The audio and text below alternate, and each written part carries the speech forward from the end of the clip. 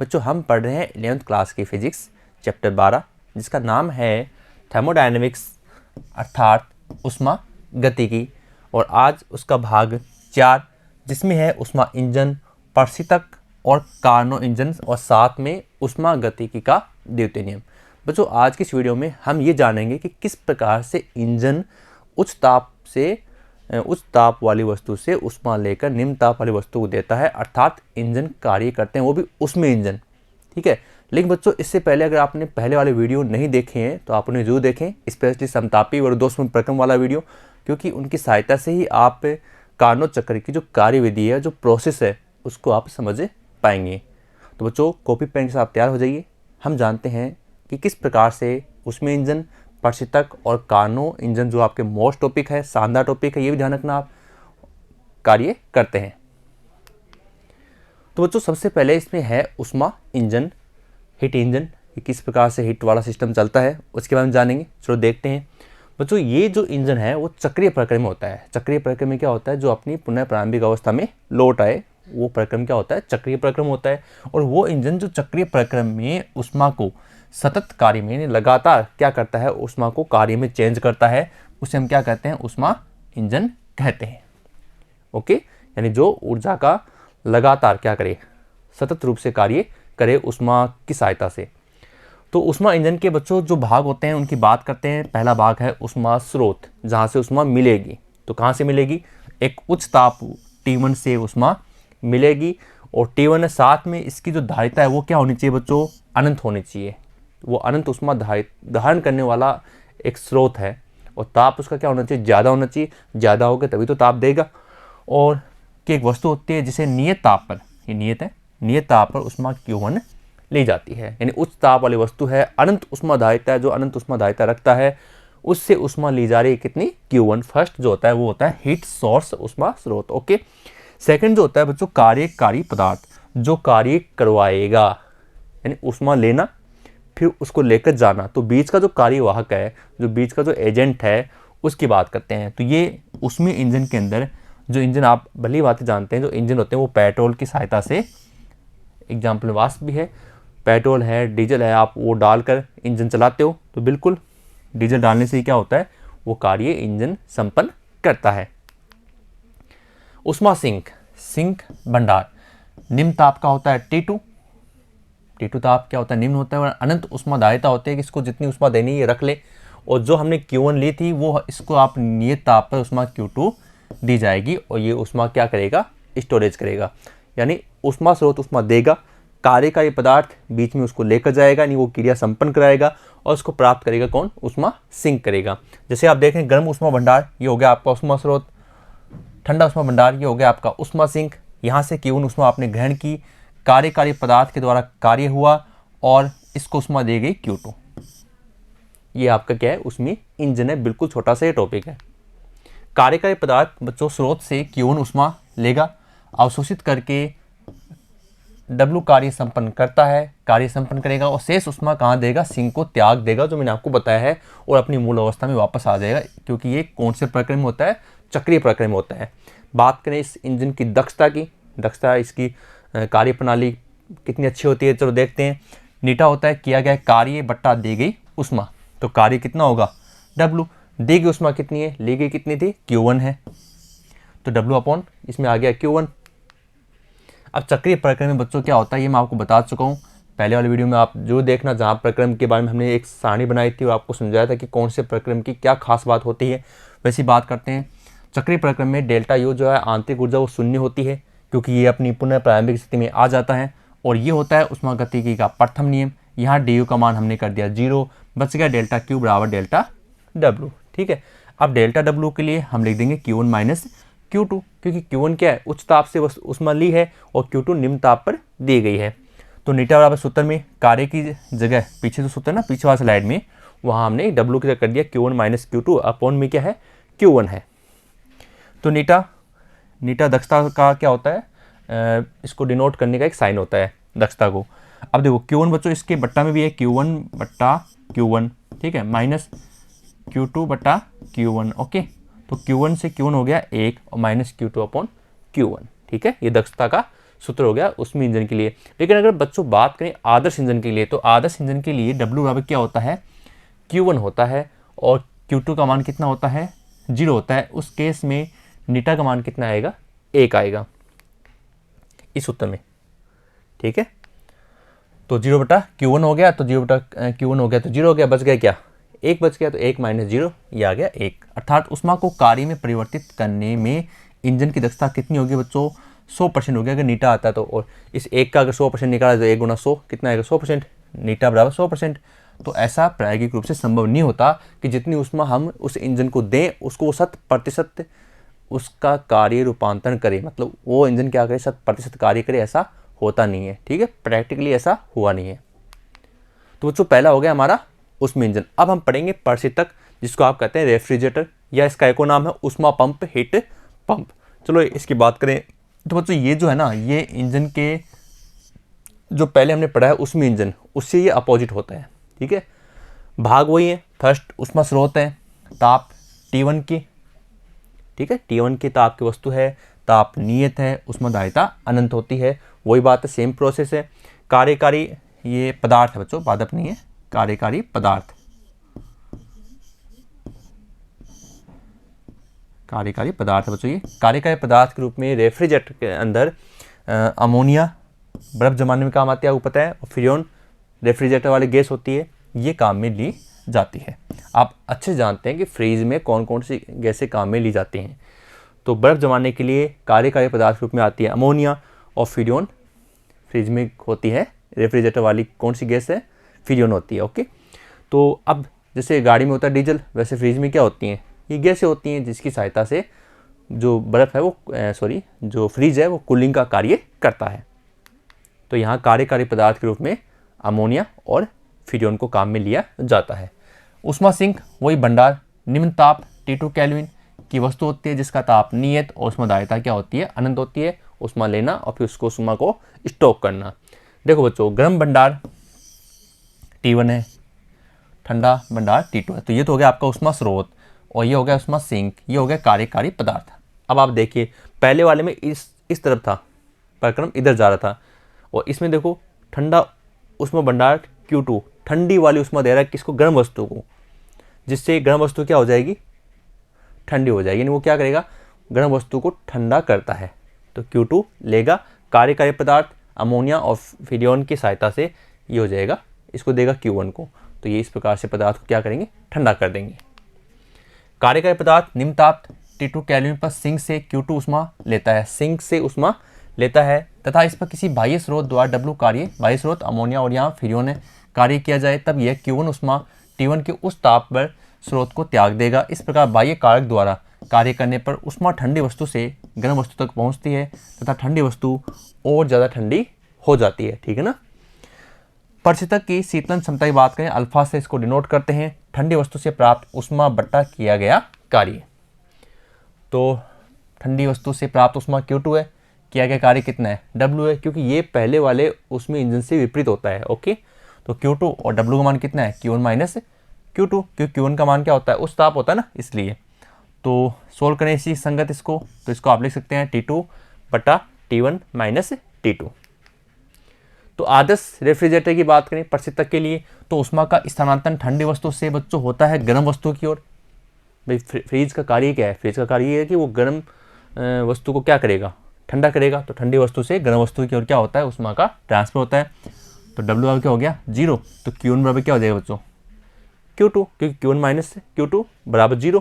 तो पक्षांतर कर देंगे, भाई Q1 माइनस Q2 बराबर W था, और कार्य कितना 0 है, तो Q1 बराबर क्या हो जाएगा, Q2 हो जाएगा, ठीक है। तो इस केस में तो अल्फा मान कितना आएगा, अनंत आएगा, ठीक है। अल्फा बराबर Q2 upon Q1 minus Q2। अब इसको आप ऐसे सोल्व कर सकते हैं, दोनों पक्षों में Q1 का भाग दे रहे हैं, Q2 में भी और Q1 माइनस Q2 में भी दे रहे हैं। तो अब देखो नीचे वाले स्टेप में ये तो चलो सेम आ गई, Q2 बटा Q1 आ गई। ये देखो आप Q1 बटा Q1 क्या हो जाएगी, 1 हो जाएगी, और Q2 बटा Q1 को आप सेम का सेम लिख दीजिए, समीकरण नंबर 1 डाल दिया इसको, ये काम आने वाले आगे। अब नीटा बराबर क्या होता है, 1 अपॉन Q2 माइनस Q1 क्या होती है, इसकी दक्षता होती है। तो यहाँ से अगर Q2 अपॉन Q1 का मान निकाले तो उसको इधर ले आओ, प्लस का हो जाएगा, ठीक है। नीटा उधर ले जाओ, माइनस का हो जाएगा, समीकरण 2 आ गया। अब समीकरण 2 की वैल्यू उसमें रखनी है, यानी Q2 अपॉन Q1 की जगह आपको रखना है 1 माइनस नीटा। तो क्या होगा, यहाँ आ जाएगा 1 माइनस नीटा, फिर 1 माइनस, फिर 1 माइनस नीटा। ओके, तो देखो बच्चों ये हमने रख दिया इसके अंदर। अब इसको सॉल्व करते हैं। 1 माइनस नीटा, 1 माइनस 1 कट जाएगा और माइनस माइनस प्लस नीटा हो जाएगा, तो अल्फा और ये नीटा में संबंध हो गया। ठीक है, तो ये आपके उसमें इंजन की दक्षता और ये आपकी थी प्रशीतक की दक्षता, दोनों में क्या आ गया, संबंध आ गया।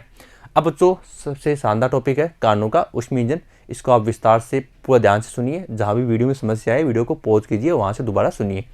बात करते हैं कार्नो के ऊष्मीय इंजन की। तो बच्चों वैज्ञानिक थे सादी कार्नो, हम इसे केवल कार्नो से ही बोलते हैं। उन्होंने क्या किया, एक इंजन की कल्पना की, और इंजन की कल्पना भी वो है जो उच्च ताप वाली वस्तु से क्या करे, ग्रहण की गई ऊष्मा को पूर्णतः यानी 100% कार्य करते हुए, हालांकि ऐसा संभव नहीं है, कार्य करते हुए परिवर्तित किया जाए, और तब उस इंजन की दक्षता क्या होती है, अधिक होती है। यानी कार्नो ने एक कल्पना की कि अगर हम ऊष्मा स्रोत से संपूर्ण ऊष्मा को ले सकें उस ताप पर, और उसको हम पूर्ण रूप से क्या करें, यानी सारी ऊर्जा को 100% रूप से कार्य करें, तो उस इंजन को इन्होंने कार्नो इंजन नाम दिया। हालांकि ऐसा संभव नहीं है बच्चों। दो तापों के मध्य, उच्च ताप और निम्न ताप के मध्य कार्य करने वाला कोई आदर्श उत्क्रमणी जो अपनी अवस्था में वापस लौट आए, अपने प्रक्रम में वापस लौट आए, उत्क्रमणी प्रक्रम के बारे में हम पिछले वीडियो में पढ़ चुके हैं। ऊष्मा ईंधनीय इंजन, ऊष्मीय इंजन को हम बच्चों क्या कहते हैं, कार्नो इंजन कहते हैं। ओके, कार्नो चक्र की बात करते हैं। कार्नो इंजन से संबंधित जो प्रोसेस होती है उसे कार्नो चक्र से ही डिफाइन किया जाता है। कार्नो के इंजन में कार्यकारी पदार्थ, ठीक है, वो निश्चित अवस्था से प्रारंभ करके विभिन्न उत्क्रमण प्रक्रमों से गुजरते हुए पुनः प्रारंभिक स्थिति को क्या करता है, ग्रहण कर लेता है।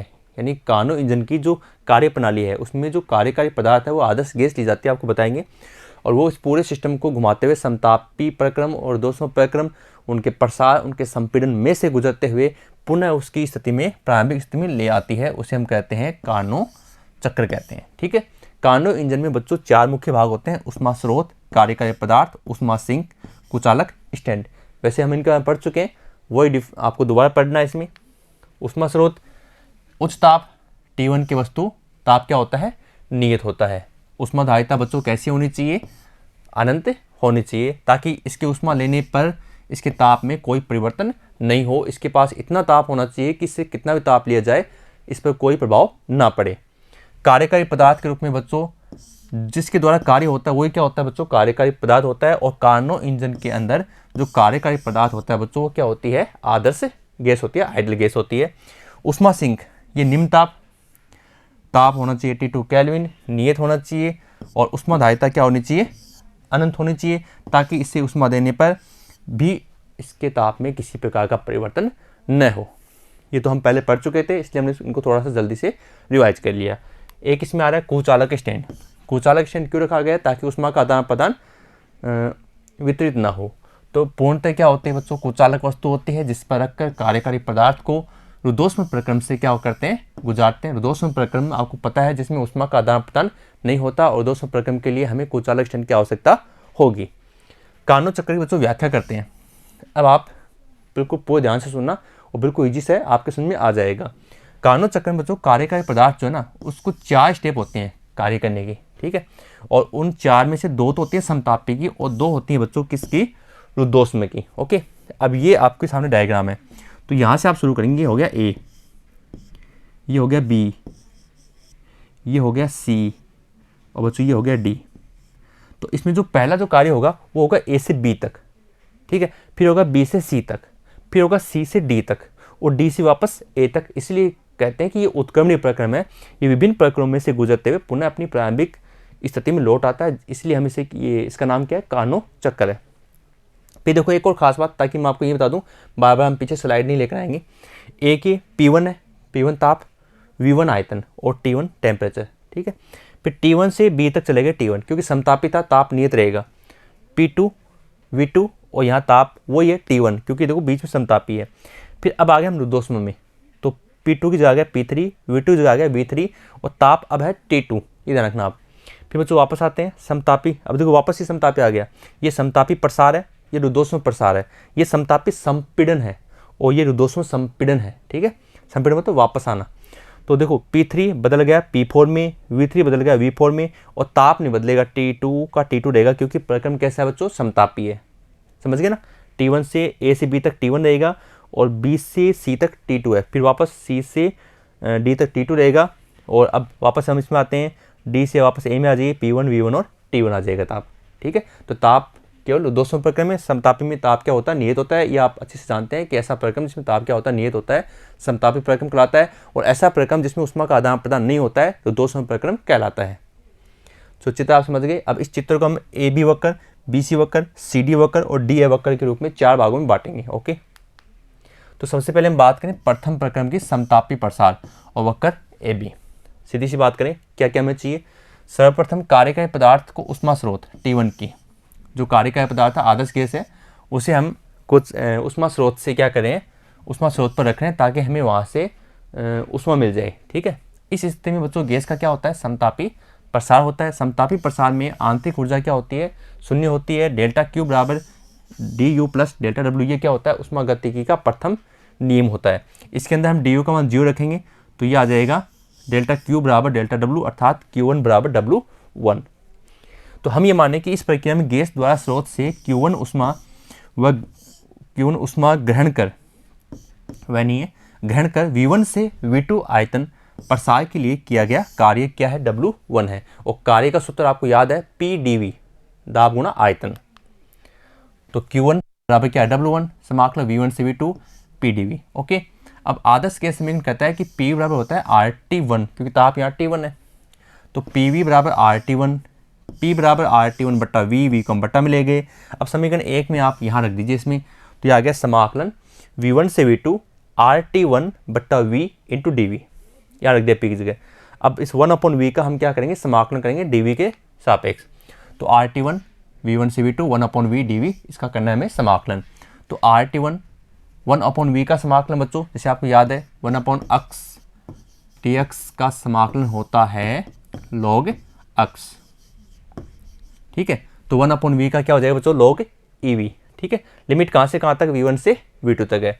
तो V की जगह पहले अपर लिमिट आएगी बच्चों, upper limit minus down limit. तो अपर लिमिट ये आ गई V2, फिर आ गया माइनस, और फिर आ गई डाउन लिमिट V1। क्लियर। अब लघुगणक प्रमेय कहते हैं कि अगर माइनस हो ना, तो उसको आप बट्टा में लिख सकते हो इस प्रकार से, भाई log EA minus log EB अगर होता है ना, तो आप इसको लिख सकते हो log EA बट्टा B, इस प्रकार से। तो ये आप इसमें लिख दीजिए, तो ये क्या आ जाएगा, V2 बट्टा V1 आ जाएगा, और बाहर कौन है, RT1 है, और ये यहाँ पर E है, और हम इसको E की जगह 10 का आधार बनाना चाहते हैं। तो 10 के आधार को बनाने के लिए मैंने आपको बताया था, इसे गुणा करना होगा 2.303 से। तो हमने इसको गुणा कर दिया 2.303, RT1 log 10 V2/V1, समीकरण नंबर 1। समझ गए, फर्स्ट समीकरण आ गया। ऐसे हमें 4 समीकरण बनानी बच्चों। तो द्वितीय प्रक्रम 200 प्रसार की बात करें, वक्र का नाम हो जाएगा BC। कार्यकारी पदार्थ को हमने उष्मा स्रोत से हटाकर कुचालक स्टैंड पर रख दिया। क्यों रख दिया, क्योंकि अब प्रक्रम कौन सा है, रुद्धोष्म में। जैसे गैस का रुद्धोष्म में प्रसार होता है, रुद्धोष्म में उष्मा का आदान प्रदान नहीं होता। रुद्धोष्म प्रक्रम में उष्मा का किसी प्रकार का किसी भारी परिवेश से लेन देन नहीं होता है, आदान प्रदान नहीं होता है। तो माना इस प्रक्रिया में गैस को आयतन V2, पहले V1 से V2 आ गए ना, अब V2 से कहाँ जाएंगे, V2 से V3 से आएगा। यहाँ पर प्रसार के लिए किया गया कार्य क्या है, W2 है। तो W2 बराबर V2 से V3 समाकलन PdV। लेकिन ये है रुद्धोष्म प्रक्रम के लिए। तो बच्चों आप जानते हैं रुद्धोष्म प्रक्रम की अवस्था समीकरण होती है PV गामा बराबर क्या होती है, नियतांक। उसमें क्या था, PV बराबर नियतांक, इसमें नहीं है, इसमें PV गामा बराबर नियतांक है। तो PV गामा बराबर K है, ये बच्चों यहाँ पर P लिखा हुआ है, तो P बराबर K बटा V गामा बटा में आ गया। ओके, अब ये हमारा सूत्र है, इस सूत्र में P की जगह मान रखना है K बटा V गामा इंटू DV, और V2 से ये V3, यहाँ V3 है, V3 तक हमें क्या करना है, इसका समाकलन करना है। चलो करते हैं बच्चों, K को बाहर कर दो, और 1/, क्या था, V गामा, 1/V गामा बचेगा ना, तो इसको हमने लिख दिया V माइनस गामा। अब सूत्र आप लगाते हैं, x की power n plus 1 n plus 1। Okay, तो n की जगह minus gamma plus 1 minus gamma plus 1, limit down limit है V2, अपर लिमिट है V3। ओके, अब ये जो आपका है 1 प्लस का है और गामा माइनस का है, इसको इधर भेज दीजिए 1 माइनस गामा, और अंदर v है ना, v की जगह एक बार तो आ जाएगा v3 अपर लिमिट माइनस, फिर v की जगह आ जाएगी डाउन लिमिट यहाँ, तो आ गया v2 माइनस गामा प्लस 1।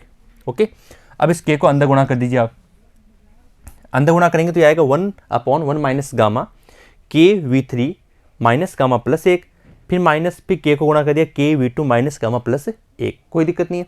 अब k की वैल्यू लेकर आएंगे, कैसे, हमें पता है p2 v2 गामा बराबर p3 v3 गामा बराबर k, क्योंकि pv गामा बराबर होता है नियत, और नियत को हमने मान लिया था k।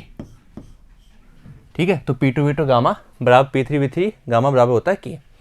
अब हम क्या करेंगे, जहाँ k लिखा हुआ था तो जिसमें 3 है ना, 3 के संगत तो हम 3 लिख देंगे, और ऐसे यहाँ देखो v2 माइनस गामा तो इसमें 2 लिख देंगे, और एक हम इनको अलग कर देंगे, जैसे v3 माइनस गामा प्लस 1 था, तो आधार समान होता है तो घातें जुड़ती हैं, तो ये जुड़ी हुई हैं, तो इनको अलग अलग कर दीजिए आप।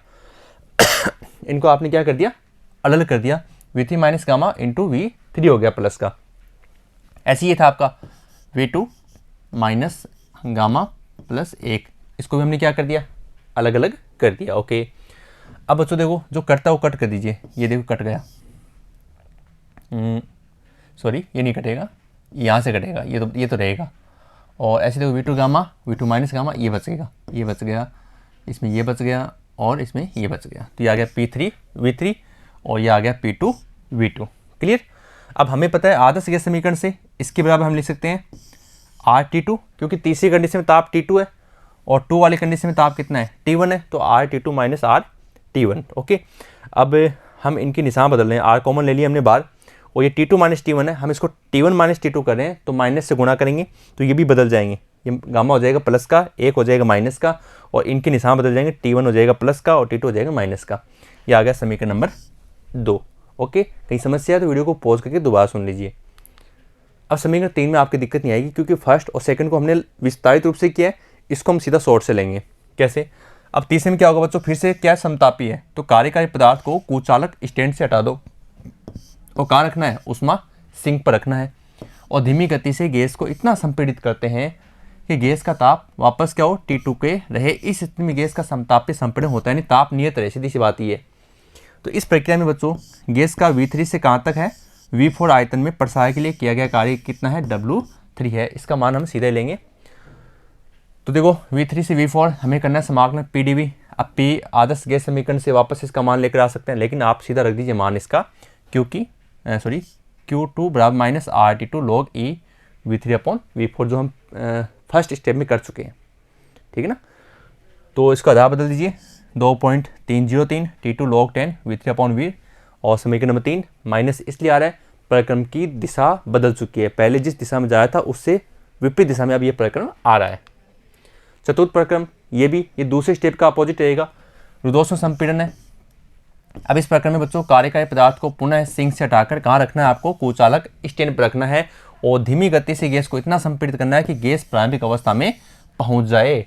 ठीक है, और गैस के पुनः V4 से V1 आयतन के लिए, V4 से वापस कहाँ पहुँच रहे, V1 आयतन के लिए प्रसार के लिए किया गया कार्य कितना है, W4 है। तो W4 बराबर समाकलन कहाँ से कहाँ तक, V4 पर है, V4 से हमें जाना है कहाँ तक, V1 तक जाना है, PdV। इसका भी हम समान करते हैं, इसका डायरेक्ट आंसर लीजिए आप, RT2 minus T1 upon gamma minus 1, minus लगा दीजिए। माइनस क्यों, प्रक्रम की स्थिति क्या है, पहले वाले से अपोजिट होगी, आंसर वही है लेकिन इसमें माइनस आएगा, क्योंकि प्रक्रम पहले वाली स्थिति से क्या है, विपरीत है। ये समीकरण नंबर हो गया 4। ओके, तो बच्चों ये 4 समीकरण हमारे तैयार हो गए। अब चारों समीकरणों को हमें जोड़ना है, फर्स्ट, सेकंड, थर्ड और फोर्थ। तो W1 W2 W3 W4 इनको आप जोड़ दीजिए। ठीक है, तो बच्चों हम देखो ये आ गया आपका W1 यहाँ तक, ये आ गया W2, ये आ गया W3 और ये आ गया W4। क्लियर। अब देखो बच्चों इसमें R gamma minus 1 T1 minus T2 minus R gamma minus 1 T1 minus T2, ये कट हो गया आपका, कैंसिल। ठीक है, अब 2.303 R तो गैस नियतांक है, कॉमन आ रहा है ना, फिर क्या बचेगा, T1 log 10 V2/V1 minus T2 log E 10 V3/V4, यहाँ 10 है। ये समझ गए ना आप, केवल इन दो में से, और कॉमन जो आया वो कॉमन ले लिया और आगे हमने इसको लिख दिया समीकरण नंबर 5। क्लियर। अब इसको सॉल्व करेंगे V2/V1 को। तो हम माने कि B और C कौन से प्रकरण पर, मानने क्या, ये तो है ही, तो 200 प्रकरण पर है, और कंडीशन ये आ रही है T1V2 गामा -1 बराबर T2V3 गामा -1। तो क्या हम इसको सॉल्व कर सकते हैं इस रूप में? बिल्कुल। T1 के बट्टा में ले आए T2, V2 ले गए V3 के बट्टा में, तो V3/V2 दोनों की घात सेम है, गामा -1, समीकरण नंबर 6। और A और D कौन से प्रकरण पर है? वापस 200 प्रकरण पर है कि वो मतलब किसी प्रकार की उष्मा का आदान प्रदान नहीं करें, ये भी उष्मा का आदान प्रदान नहीं करेगा, तो इनका जो सिस्टम है वो क्या रहेगा, फिक्स रहेगा, नियत रहेगा T1V1 गामा -1 बराबर T2V4 गामा -1। इसको हम सोल्व किया T1/T2 V4/V1 गामा -1, समीकरण नंबर 7। देखो बच्चों, ये भी T1/T2 का मान है, ये T2 है, इसको आया नहीं है, और ये भी T1/T2 है, तो दोनों के मान बराबर हो गए ना। तो समीकरण 6 और 7 से आप देखो, ये समीकरण नंबर 7 है, इन दोनों को बराबर कर सकते हैं, V3/V2 V4/V1 घात सेम है, तो घात से घात कट हो जाएगी, तुलना करोगे तो ये आ जाएगा, ये आपस में क्या हो गए, बराबर हो गए। अब समीकरण 6 में वापस चले जाओ, देखो यहाँ V3/V4 था ना, उसको हमने चेंज कर दिया V2/V1, ताकि ये दोनों मान क्या हो जाएं, सेम हो जाएं। ठीक है, अब वो मान सेम हो गए तो वो भी क्या आ जाएंगे, बाहर कॉमन आ जाएंगे V2/V1, तो अंदर केवल बचेगा T1 - T2, केवल ताप बचेगा। तो समीकरण 1 और समीकरण 2 से अगर आप तुलना करोगे पूरे समीकरण की, तो आपका आंसर आता है W बराबर Q1 - Q2, जो न्यूमेरिकल के अकॉर्डिंग बहुत ज़्यादा मोस्ट है और कम से एग्जाम में क्वेश्चन भी आते हैं।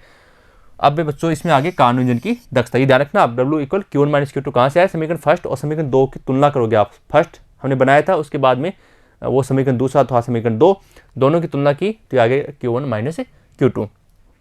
अब है कार्नो इंजन की दक्षता।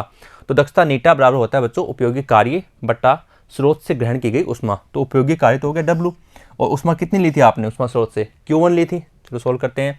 W का मान अभी निकाला था Q1 - Q2 अपॉन Q1, और Q1/Q1 हो गया 1, और Q2/Q1 हमने सेम का सेम रख दिया। ये आ गया कार्नो इंजन की दक्षता का सूत्र, न्यूमेरिकल्स के लिए बहुत ज़्यादा मोस्ट है। एक और देखो आप, नीटा बराबर W/Q1, Q1 - Q2 upon Q1, और अब देखो वापस जो बड़े वाले समीकरण से, फर्स्ट समीकरण से, और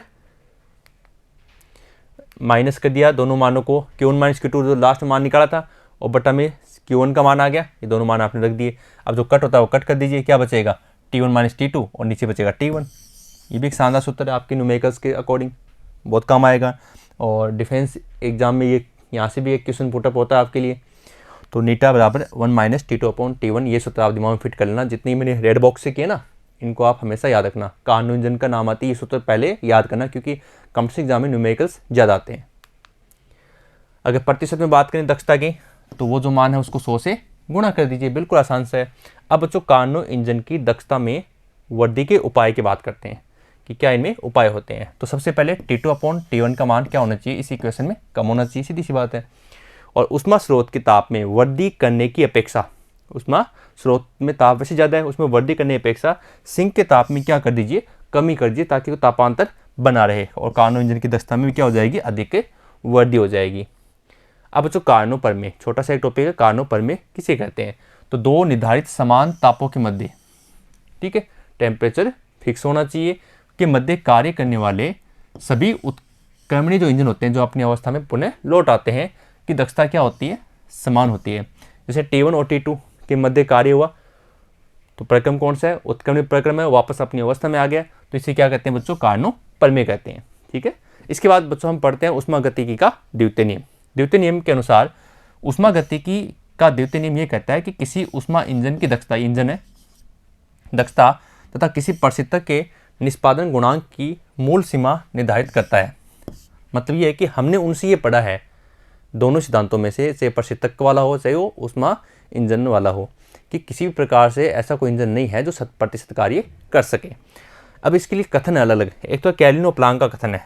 इन्होंने क्या कहा कि इस कथन के अनुसार ऐसा कोई इंजन बनाना संभव नहीं है जिसमें कार्यकारी पदार्थ क्या करे, एक पूर्ण चक्र में उष्मा स्रोत से उष्मा ग्रहण कर, ठीक है, उष्मा ग्रहण कर उसे पूर्णतः कार्य में परिवर्तित कर दे तथा कार्यकारी पदार्थ में कोई परिवर्तन नहीं हो। यानी ये कह रहा है कि उष्मा सिंक की हमें आवश्यकता नहीं है, सीधी कार्यकारी पदार्थ ने उष्मा ली और उसको पूर्णतः क्या कर दिया, कार्य में परिवर्तित कर दिया। ये कथन कार्नो इंजन के सिद्धांत पर आधारित है। उष्मा स्रोत के साथ इंजन उष्मा सिंक का होना आवश्यक है।